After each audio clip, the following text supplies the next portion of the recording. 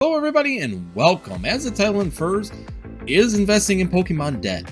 Number one. Number two, we're going to go over some of the stuff that's going on with content creators right now in the Pokemon TCG on the investing thing. Some things we're seeing with content creators about our size to a little bit larger. We're seeing a lot of conflicting content coming through, and I just want to kind of wade through some of that here at the end of the video. But the first thing is of course, is investing in Pokemon dead? No, there's a lot of opportunities inside of the Pokemon TCG now that you can move around and be able to be successful in it. And you could do vintage. There's still some opportunities in the vintage, but the problem with vintage is the amount of money that you need to have in order to get into that game. So it's not something that we can do. I see a lot of opportunities and I know where I would go if I was going into that. But because I'm not personally doing it myself, I don't think it's fair to be bringing that to you guys on the show. What I do is a lot of modern investing. So what that means is that I'm looking at sets such as Battle Styles, Chilling Reign, Evolving Skies, Shining Fates, Vivid Voltage, Darkness Ablaze. These are all sets that are modern. You can find them fairly easily still. They're not expensive in the realm of the Pokemon TCG. And number two, you can turn profit on these sets usually within 3 to 5 years. So these are things that I look for when it comes down to the investing side of the Pokemon. Currently, of course, the one thing that we always bring forward is Evolving Skies. Is there an investment opportunity in Evolving Skies? Yes, if you wait. I'm going to bring an example on why I say that. If you were able to do pre-orders, a lot of the pre-orders on booster boxes were at 110. Now, typically, when it came down to booster boxes and newer sets, you would do that 100 to 110 pre-order when they were first released, and what would normally happen is that a booster box would actually go down first and then go down to like 80, 85, and then it would circle back and get back to about that 100, 110 all within the first year. That was a typical trend that used to happen in booster boxes prior to COVID, prior to 2020. Now, the question is, of course, that comes across the table is, what happens now? Well, now, I got a pre-order for Evolving Sky, which is behind me, for 110. That's pretty much right where it should be for a pre-order or for the first release on any kind of the Pokemon TCG products. But what I'm seeing now is that, and this has happened on every single set, Battle Styles, Chilling Reign, Evolving Skies, they all follow the same trend. They shoot straight up to 150, 160. Right now, with shipping, you're looking at 150 to 180 for a booster box of Evolving Skies. Why? I have no idea. I think it's more, like we said, it's a hot set. You're seeing all these great pulls. You're seeing all this thing happening in the set. It's very, very hot. It meets multiple criterias when you look at evolutions. It's a great set of collectors there. You also have Dragon collectors with Dragonite and Rayquaza, however you want to say that.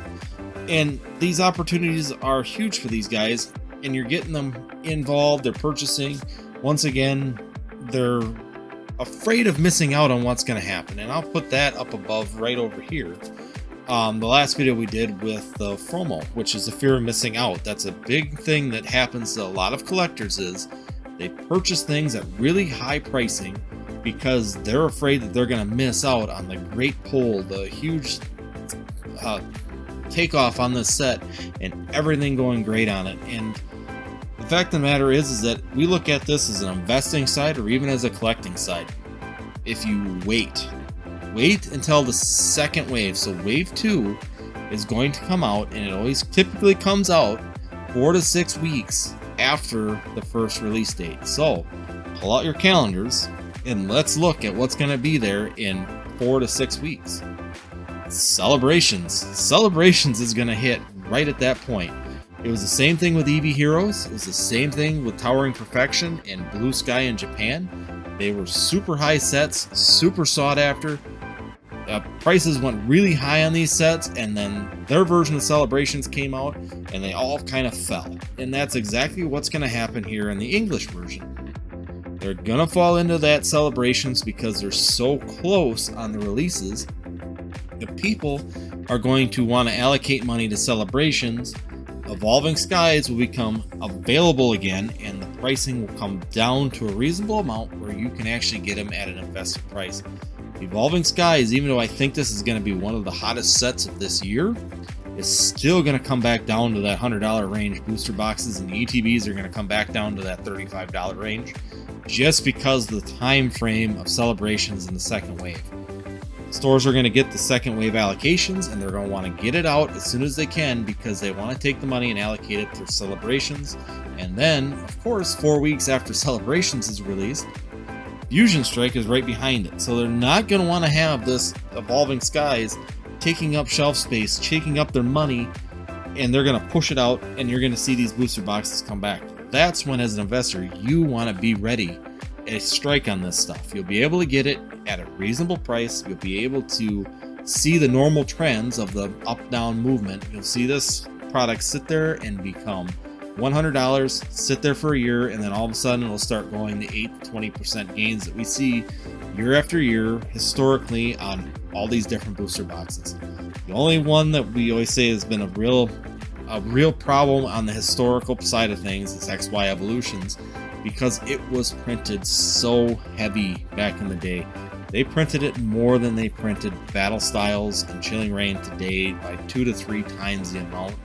That set really messes with the historical data, but look at everything else around it, and it really does fit this trend. So that's why here at Northwoods Collectors, everything we look at is a 3 to 5 year investment cycle.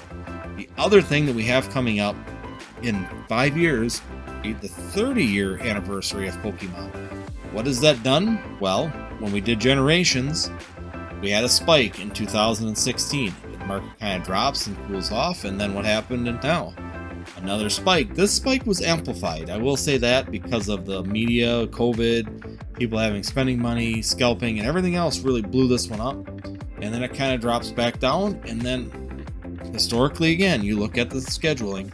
When we hit that 30th anniversary, Pokemon will start promoting. They will start going through and pushing the anime. They will push product. They will push all these different items out there and do events and all these things. And the Pokemon will trend back up again there. So once again, in a 5-year investment scheme, you'll hit the next anniversary to be able to take these sets from today and be able to bring them back as an investment opportunity then. So that's just the first part of it that I wanted to cover today, is that yes, there is perfect opportunities, and that Pokemon investing is not dead or dying. There's tons of opportunity for you in the next 3 to 5 years if you purchase things now and time it right. That's the biggest thing, is that that's the key to all of this. Number 2 thing that I wanted to cover today was the stuff that we're seeing with content creators, which is don't buy on the dip. It's dangerous. Don't purchase these products right now. It's not the right timing. I don't know a better time. I don't understand why a content creator would say that the dip is dangerous. The only thing that's dangerous about a dip is if you time it wrong. And what I mean by that is that you think, okay, I'm going to go for Vivid Voltage. And I'm thinking Vivid Voltage is going to come all the way down to 150. And I purchased a ton of it at 150. It goes way below that, like it did down to 115, 120. But then it doesn't come back. The chances of that happening with most modern sets is not very likely. The only way that buying on the dip is dangerous is if you are trying to do short-term investing. If you're trying to buy it today and sell it in a month, playing the dip could be very dangerous, because it could come down and sit there for months and possibly a year or more. But once again, if you're not playing the short game, if you're not trying to play the timing game, the dip is an excellent opportunity for you as an investor to get into it.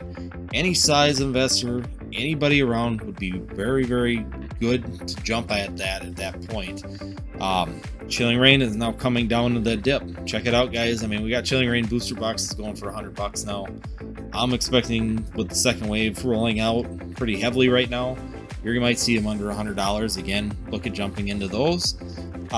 You see these content creators telling you these things, and just be cautious about it, because there are a lot of people that they're influencing. But make sure that you're doing what's best for you, allocate the way that you want to, and be sure that you're doing what's smart for you.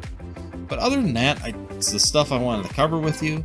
If you are new here, be sure you hit the subscribe, hit the notify, and hit a like on this video. It really does help us content creators. And if you really do enjoy us, check out the other videos right over here. And other than that, we will see you next time here on Northwoods Collectors.